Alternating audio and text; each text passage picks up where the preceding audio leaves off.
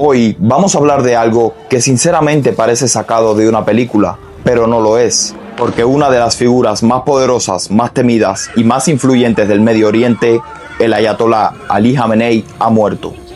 Y su muerte no llegó en un retiro tranquilo, ni por una transición normal de poder, sino en medio de ataques, misiles, drones, fuego cruzado, tensión regional y en una guerra que ahora mismo tiene a todo el Medio Oriente en una situación peligrosísima. ¿Qué significa realmente la muerte de Jamenei? ¿Por qué su figura era tan importante? ¿Cómo llegaron los ayatolá al poder en Irán?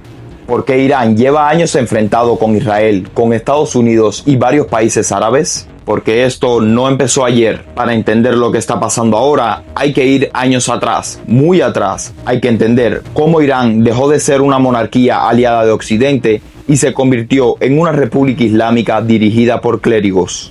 Hay que entender cómo un sistema político religioso logró concentrar tanto poder en una sola figura. Y hay que entender por qué la muerte de ese hombre no significa necesariamente el fin del sistema, sino tal vez el comienzo de una etapa todavía más dura, más militarizada y más impredecible. Así que ponte cómodo, porque hoy no vamos a ver una noticia rápida. Hoy vamos a reconstruir la historia, desde la llegada de los ayatolá al poder hasta la crisis actual, desde la revolución iraní hasta los misiles de hoy en día, desde Jomenei hasta Jamenei, y desde Jamenei hasta el nuevo momento que puede definir el futuro del Medio Oriente. Hola a todos, siéntanse cómodos y bienvenidos a Honor Bélico. Para mucha gente, cuando piensan en Irán, ya piensan automáticamente en turbantes, ayatolás, guardia revolucionaria, consigna contra Israel o Estados Unidos, pero Irán no siempre fue así. Antes de 1979, Irán estaba gobernada por una monarquía, el Shah Mohammad Reza Pahlavi. Era un régimen autoritario, sí, pero sí, también era un régimen profundamente alineado a Occidente, específicamente Estados Unidos. El Shah impulsó modernización, reformas económicas, apertura cultural en ciertos sectores y una imagen de país fuerte y moderno. El problema era el costo político y social de todo eso, porque mientras una parte del país veía modernización, otra parte veía corrupción. Mientras una parte veía desarrollo, otra parte veía desigualdad. Mientras una parte veía cercanía con el mundo occidental, otra parte veía humillación cultural, pérdida de identidad y represión. Y ahí aparece una figura clave, Ruhollah Jomenei. Jomenei era un clérigo chiita que se convirtió en el gran símbolo de oposición al Shah. No era el único opositor, ojo, había liberales, izquierdistas, nacionalistas, estudiantes, comerciantes, sectores urbanos, religiosos, pero Jomenei logró algo que pocos logran. Se volvió el punto de convergencia de muchos descontentos. Y aquí vale la pena detenerse un segundo, porque a veces uno se pregunta, ¿cómo una revolución tan grande termina una teocracia? ¿Cómo un movimiento donde había tantas corrientes distintas acaban entregadas al poder de los clérigos? La respuesta corta es que en una revolución no siempre gana el que ayuda a tumbar el sistema anterior, sino el mejor que organiza el nuevo poder después de la caída. Y eso fue exactamente lo que pasó. Jomenei no solo era un opositor político, tenía una visión ideológica, una visión total, una visión de Estado. Él defendía la idea del Velayat e-Faqih, la tutela o el gobierno de jurista islámico, según la cual, en la ausencia del imán, un jurista religioso calificado debe supervisar y dirigir el gobierno para garantizar que el país siga el camino correcto desde el punto de vista islámico.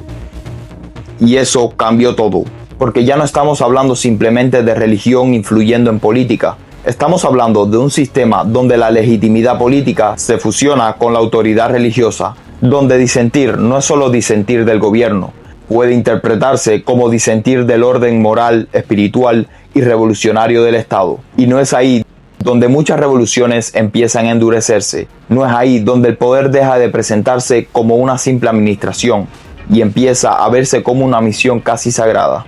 En 1978 y 1979, las protestas contra el Shah fueron creciendo hasta hacerse imparables. El régimen perdió el control, el Shah salió del país y Jomenei regresó al exilio convertido en un símbolo gigantesco. Lo que vino después fue la creación de la República Islámica de Irán. Pero aquí hay algo muy importante. La revolución no solo tumbó un rey, rediseñó completamente el Estado iraní. La nueva constitución incorporó la idea de que el líder supremo, el Rabar, tendrá una autoridad enorme en el sistema político. En otras palabras, aunque existiera presidente, parlamento, elecciones y otras instituciones, el verdadero centro del sistema quedaría arriba, en esa figura religiosa política superior. Eso explica una de las confusiones más comunes cuando se habla de Irán. Mucha gente escucha que Irán tiene presidente, entonces ese es el jefe máximo del país. Pues no. En el sistema iraní, el presidente administra una parte importante del gobierno, pero el poder estratégico, ideológico, militar y de largo plazo pasa al líder supremo y por estructuras leales a él. Y desde el principio, el nuevo régimen no tardó en consolidarse. Muchas corrientes que también habían participado en la revolución fueron marginadas, desplazadas o aplastadas. Los sectores clericales y conservadores fueron ocupados en espacio central. La revolución, que al principio podía parecer amplia y plural, terminó cerrándose alrededor del proyecto islamista revolucionario de Jomeini. Y algo más, nació un aparato de seguridad completamente comprometido con la revolución. Entre esas estructuras, una de las más decisivas sería la Guardia Revolucionaria Islámica, conocida como la IRGC. Y aquí te hago una pregunta que me parece clave. ¿Cuántas veces en la historia hemos visto que una revolución crea su propio brazo armado para protegerla? Y ese brazo armado termina convirtiéndose en uno de los centros más poderosos del país. En Irán eso pasó y sus consecuencias llegan hasta hoy. Poco después del triunfo de la revolución, Irán entró en una guerra brutal con Irak en 1980. Esa guerra duró 8 años y marcó psicológicamente el sistema iraní, porque esa guerra ayudó a construir la mentalidad de fortaleza sitiada. La idea de que Irán esté rodeada de enemigos, la idea de que sobrevivir requiere sacrificio, disciplina, control interno y militarización. La idea de que la revolución no puede relajarse, porque siempre hay un enemigo esperando para destruirla. Y cuando un Estado se acostumbra durante años a funcionar bajo lógica de asedio, después le cuesta muchísimo salir de ahí. Empiezan a justificar casi todo en nombre de la supervivencia, la vigilancia, la represión, la centralización, el culto al martirio, la expansión de los aparatos armados, y todo eso se vuelve normal. Y ahí es donde figuras como Ali Jamenei va creciendo dentro del sistema. Ali Jamenei no fue el fundador de la República Islámica, pero fue el hombre que la administró, la endureció y la sostuvo durante décadas. Jamenei participó en la oposición al Shah, fue detenido varias veces, formó parte del nuevo orden revolucionario y más adelante ocupó cargos importantes, incluyendo la presidencia en 1981 y 1989. Luego, tras la muerte de Jomeini en 1989, fue elegido como líder supremo. Y aquí hay un detalle interesante. Cuando Jomeini murió, Jamenei no parecía para todos el sucesor natural más obvio, pero la política real no siempre sigue el camino más evidente, sigue el camino que las estructuras del poder permiten.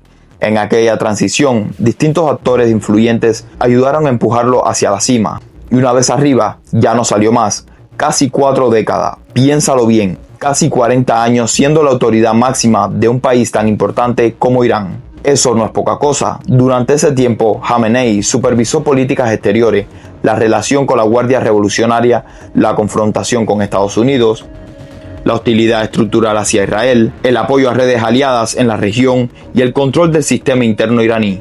Pero además, Jamenei no solo gobernó, también moldeó una forma de ver el mundo, una narrativa donde Irán se presenta como resistencia, donde Estados Unidos aparece como el gran enemigo externo, donde Israel es visto como adversario central y donde los aliados regionales de Irán, Hezbollah en el Líbano, milicias en Irak, vínculos con otros actores armados, funcionan como una especie de cinturón estratégico. Y aquí viene otra pregunta importante. ¿Jamenei era el Estado o era el árbitro final del Estado? Porque muchas veces en sistemas así, el hombre de arriba no necesita manejar cada detalle. Le basta con controlar las líneas rojas, las instituciones decisivas y la dirección general del régimen. Y eso fue Jamenei durante décadas. El hombre que, aún sin aparecer todo el tiempo en escenas cotidianas, estaba en la cima del edificio. El que podía inclinar la balanza, el que encarnaba la continuidad de la República Islámica. Para entender por qué su muerte importa tanto, hay que entender qué pasó bajo él. Bajo Jamenei, Irán no se volvió simplemente una teocracia rígida, se convirtió en una mezcla compleja de ideología religiosa, aparato de seguridad, poder político, elecciones limitadas y redes económicas controladas por centros cercanos del sistema. O sea, no era una simple dictadura clásica, pero tampoco una democracia normal. Era otra cosa, un sistema híbrido donde hay instituciones formales, pero el poder real tiene techos muy claros. Donde puedes votar, sí, pero no para cambiarlo todo. Donde hay competencia, pero dentro de límites muy vigilados. Donde el líder supremo y las instituciones leales a él tienen la última palabra en asuntos cruciales. Además, con el tiempo, la Guardia Revolucionaria fue acumulando más influencia, no solo militar, también política, económica y regional. Reuters reporta que ahora, tras la muerte de Ali Khamenei, la propia Guardia fue clave para imponer a Mojtaba Khamenei como el nuevo líder, lo que muestra hasta qué punto el aparato ya no es solo un brazo del sistema, sino uno de sus núcleos de poder más fuerte. Y eso dice mucho, porque sí, el viejo sistema giraba alrededor de un líder supremo capaz de equilibrar facciones. El nuevo momento parece apuntar a algo todavía más duro, un sistema donde la Guardia pesa aún más que antes. ¿Y qué pasa cuando un país entra en una etapa donde el componente militar empieza a dominar incluso sobre el religioso y el político? Generalmente no se vuelve más flexible, se vuelve más tenso, más reactivo, más obsesionado con la seguridad y más desconfiado. Ahora bien, mucha gente se pregunta, ¿por qué Irán terminó enfrentado con Israel y con Estados Unidos? La respuesta completa sería larguísima, pero podemos resumirla así. Desde la revolución de 1979, la nueva República Islámica defendió parte de su identidad en oposición al orden regional, apoyado por Washington, y desde esa visión, Israel pasó a ocupar un lugar central como enemigo ideológico y estratégico. A su vez, Estados Unidos vio a Irán como una potencia hostil, revolucionaria y desestabilizadora. Con el tiempo, esa rivalidad se fue alimentando durante décadas. Luego se sumaron otros elementos, el programa nuclear iraní y una larga cadena de operaciones, asesinatos selectivos, sabotajes y represalias cruzadas.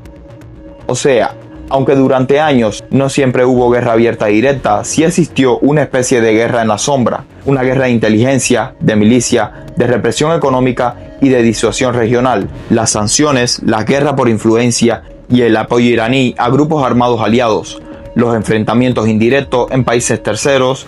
Entonces uno se pregunta, ¿esto realmente explotó de repente o lleva mucho tiempo cocinándose? Y la realidad es que lleva años acumulando tensión. Lo que estamos viendo ahora es la fase abierta de algo que venía incubándose desde hace mucho tiempo.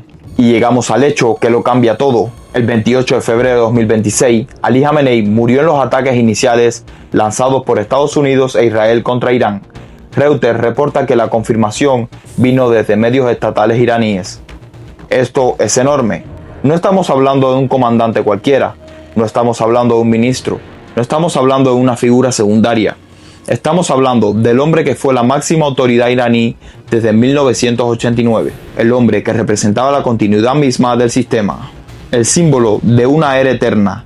Y aquí hay algo que honestamente estremece, porque cuando cae una figura así, lo que tiembla no es solo el gobierno, tiembla el sistema de sucesión, tiembla la cadena de mando, tiembla el equilibrio entre clérigos, militares, políticos y burócratas. Y en sistemas altamente centralizados, la imagen de control es casi tan importante como el control mismo.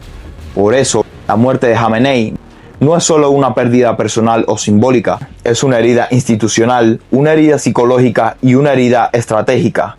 Y quizás por eso la transición fue tan rápida y tan dura. Poco después, el sistema iraní nombró como nuevo líder supremo a Mojtaba Khamenei, hijo de Ali Khamenei. Reuters informó el 8 de marzo que Mojtaba fue designado como nuevo líder y el 10 de marzo añadió que la Guardia Revolucionaria empujó fuertemente su elección, superando resistencia dentro del propio establishment clerical y político. Y aquí es donde las cosas se ponen más delicadas, porque oficialmente el sistema iraní no se presenta como una monarquía, se presenta como una república islámica revolucionaria. Entonces, cuando el hijo del líder termina convirtiéndose en el siguiente líder, mucha gente dentro y fuera de Irán se pregunta, ¿esto sigue siendo una república revolucionaria o se está pareciendo cada vez más a una sucesión de sangre disfrazada de legitimidad religiosa? Reuters reportó que algunos ayatolás y actores políticos tenían objeciones precisamente por ese elemento hereditario y por el temor a que la decisión alejara al régimen de su base social. Además, Mojtaba no fue una figura tan visible para el ciudadano como lo fue su padre.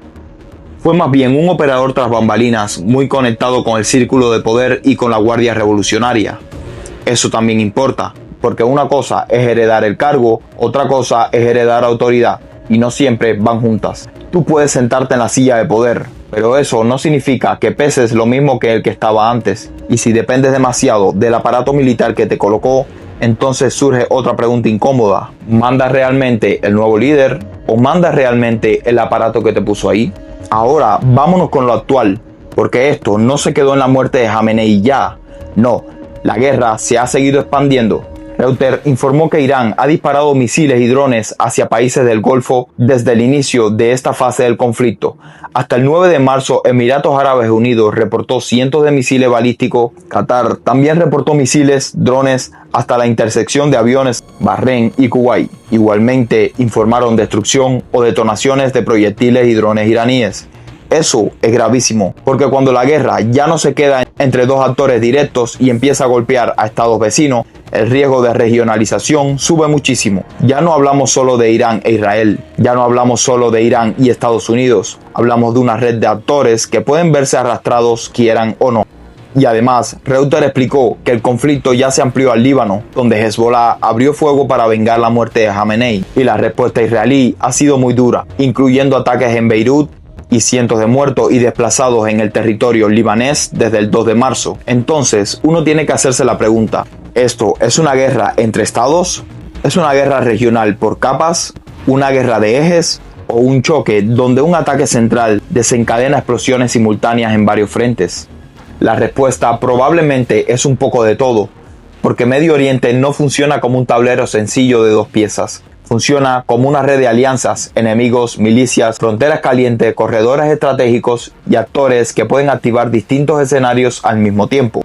Hablemos del Líbano, porque esto es importantísimo. Reuters reportó que Hezbollah abrió fuego el 2 de marzo para vengar la muerte de Jamenei y que Israel respondió con una ofensiva que ya ha golpeado Beirut y otras zonas, causando cerca de 600 muertos en el Líbano y desplazamientos de unas 700.000 personas según autoridades libanesas. Eso te demuestra algo. La influencia iraní no se limita a sus fronteras. Durante décadas, Irán construyó una relación estratégica con actores armados regionales y Hezbollah ha sido uno de los más importantes. Así que cuando el sistema iraní recibe un golpe gigantesco, esos aliados pueden reaccionar. Y esa reacción tiene un precio brutal para la gente común. Familias desplazadas, ciudades golpeadas, gente huyendo sin saber si es más peligroso quedarse o moverse. Esa es la parte que a veces se pierde en los análisis geopolíticos, porque hablamos de corredores, proxies, equilibrio regional y escaladas, porque al final, quien duerme en la calle o debajo de un puente no vive la geopolítica como teoría, la vive como miedo, la vive como ruido de explosión, la vive como incertidumbre pura. Y aquí cabe otra pregunta. ¿Cuántas veces una guerra limitada en Medio Oriente termina quedándose limitada? Casi nunca. Siempre hay un riesgo real de que otro frente se abra más de lo esperado. Ahora vamos a uno de los puntos más sensibles de todos, el Estrecho de Hormuz. Quizás mucha gente oye ese nombre y no dimensiona lo que significa, pero Hormuz es una de las rutas marítimas más estratégicas del planeta para el transporte de petróleo y gas. Y Reuters reporta que, con la guerra actual, sigue habiendo enormes dudas sobre cuánto podría normalizarse el tránsito, por la amenaza de minas, ataques, drones, barcos rápidos y otras tácticas iraníes o asociadas al entorno del conflicto. De hecho, Reuters señaló que aunque parte de la marina convencional iraní ha sido muy golpeada, la Guardia Revolucionaria todavía conserva suficientes medios para causar daño. Lanchas rápidas, drones, minas, minisubmarinos y otras formas de guerra asimétrica. Y esto importa no solo para la región, importa para el mundo entero, porque cuando el flujo energético se pone en duda, suben los temores sobre el petróleo, gas, seguros marítimos, comercio global, inflación y estabilidad económica. Reuters incluso recogió la preocupación de cuánto tiempo podría sostenerse una misión de escolta naval si la crisis continúa durante semanas o meses. Y aquí uno se da cuenta de algo tremendo. A veces una guerra regional deja de ser regional cuando toca la arteria del comercio mundial. Ahí ya no es solo problema de ellos, ahí todos empiezan a mirar, todos empiezan a calcular, todos empiezan a temer el efecto dominó.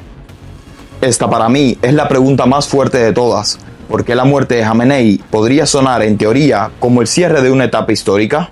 Y sí, en cierto sentido lo es. Se fue un hombre que definió casi 40 años de política iraní, pero eso no significa que automáticamente haya apertura, no significa modernización, no significa moderación, no significa reforma. Reuters informa justamente lo contrario, como temor de varios analistas y fuentes, que la llegada de Mojtaba, empujada por la Guardia Revolucionaria, podría traducirse en una línea más agresiva hacia afuera y más represiva hacia adentro. O sea, ojo con esto, a veces muere el símbolo, pero sobrevive la maquinaria, y a veces la maquinaria, herida y asustada, se vuelve todavía más peligrosa. Porque cuando un régimen siente que casi lo decapitaron, que perdió su principal figura y que está bajo ataque, puede reaccionar de dos maneras. 1. Buscar una salida y negociación. O 2. Se radicaliza más en nombre de la supervivencia. Y hoy no está claro cuál camino terminará imponiéndose. En medio de toda esta geopolítica hay que hablar de la gente, porque a veces cuando hablamos de Irán solo hablamos del régimen, del líder, de la Guardia Revolucionaria o del eje regional. Pero Irán también son millones de personas comunes que llevan años viviendo entre presión externa, sanciones, tensiones internas y una política cada vez más cerrada. La muerte de Jamenei puede haber sacudido el régimen, sí, pero también abre una etapa de incertidumbre enorme para la sociedad. ¿Qué viene ahora? ¿Más control? ¿Más guerra? ¿Más propaganda? ¿Más sacrificio forzado en nombre del sistema? ¿O una posible grieta futura dentro de la élite? Reuters recogió la preocupación de que el nuevo equilibrio deje todavía más espacio a la guardia y deje menos a otras corrientes del sistema. Y eso para la población rara vez significa relajación. Significa más tensión, más miedo, más opacidad y más discurso de unidad obligatoria. Y la gente puede decir, bueno, eso está lejísimo, ¿por qué debería importarme? Pues por varias razones. Primero, por la energía. Segundo, por la seguridad marítima. Tercero, por el riesgo de una guerra regional amplia. Cuarto, porque cuando varias potencias y varios países entran en una espiral de represalias, errores de cálculo y golpes cruzados, la posibilidad de una escalada mayor siempre existe. Y además, porque Irán no es un actor pequeño, es un país grande, con peso histórico, militar, ideológico y geográfico. La muerte de su líder supremo en un ataque y la instalación apresurada de su hijo como sucesor no son un detalle local, son un evento con capacidad de mover la región entera. Y aquí llegamos a algo que, sinceramente, da miedo de admitir. Nadie sabe con certeza dónde está el techo. Reuters reporta que la guerra ya ha involucrado ataques iraníes sobre varios estados del Golfo, fuego de Hezbollah desde el Líbano, amenazas al tránsito por Hormuz y respuestas israelíes intensas en distintos frentes. Eso significa que ya no estamos en un terreno de incidente aislado, estamos en el terreno de la guerra expandida. Y cuando una guerra se expande, el peligro no está solo en lo que ya pasó, está en lo próximo. Está en el próximo misil que cruce la línea roja, está en la próxima decisión tomada bajo presión, está en el próximo actor que decida intervenir, está en el próximo error de cálculo. Porque a veces las guerras no estallan porque todos quieran una guerra total, a veces estallan porque nadie supo detener la lógica de las escaladas. Entonces, si tuviéramos que resumir todo esto en una sola idea, sería esta. La muerte de Ali Jamenei no cerró una crisis, la abrió todavía más. Porque Jamenei era más que un líder, era un pilar del sistema, un símbolo de continuidad, un punto de equilibrio interno, por duro que fuera. Y ahora ese pilar cayó en medio de una guerra activa. Lo que vino después fue una sucesión acelerada, polémica y empujada por la Guardia Revolucionaria. Una señal de que el régimen quiere mostrar continuidad a toda costa, pero también una señal de fragilidad. Porque cuando el poder necesita moverse tan rápido, tan cerrado y tan militarizado, no transmite serenidad, transmite urgencia. Y mientras tanto los misiles siguen cayendo, Líbano arde, los países del Golfo interceptan proyectiles y drones, Hormuz sigue bajo la sombra y todo Medio Oriente contiene la respiración esperando ver si esto se enfría. o si apenas estamos viendo el comienzo de algo todavía más grande. La gran pregunta ya no es solo quién reemplazó a Jamenei. La gran pregunta es, ¿qué clase de Medio Oriente va a salir después de la muerte de Jamenei? ¿Uno más negociado? ¿Uno más militarizado? ¿Uno más roto? ¿O uno donde los viejos conflictos terminen explotando todos al mismo tiempo? Eso todavía nadie lo puede responder. Pero lo que sí está claro es que estamos viviendo un momento histórico, de esos que después se estudian durante décadas, de esos donde una sola muerte cambia el tablero entero, de esos donde el pasado vuelve con toda su fuerza y te recuerda que en Medio Oriente casi nada nace de la nada, pero todo tiene historia, todo tiene memoria y todo tarde o temprano cobra factura. Y si llegaste hasta aquí, dime en los comentarios, ¿tú crees que la muerte de Jamenei debilita el país o lo vuelve más peligroso? Y otra pregunta, ¿piensas que esto se va a quedar como una guerra regional o puede convertirse en algo mucho más grande? En este canal tratamos de comprender el contexto completo, la historia, el poder y lo que se mueve detrás de los titulares. Si te gustó el video, dale like, suscríbete y activa la campanita. Esto fue Norbélico, nos vemos.